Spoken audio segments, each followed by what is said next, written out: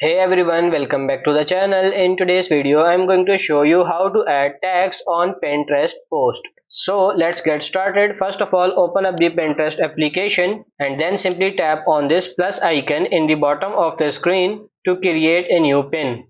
Upload your image or video. Now tap on this next, and here you have to enter your title and then descriptions, and then scroll down to this tag topics, tap on it, and now in the tags you have to search a keyword related to your pin.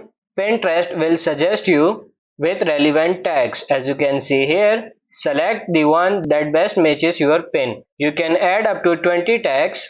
Tag help people to discover your content when they search for these keywords. Once you have added your tags, just simply tap on this done and then simply tap on this create in the bottom right corner and you are good to go. So that's pretty much it for this video. I hope this video was helpful.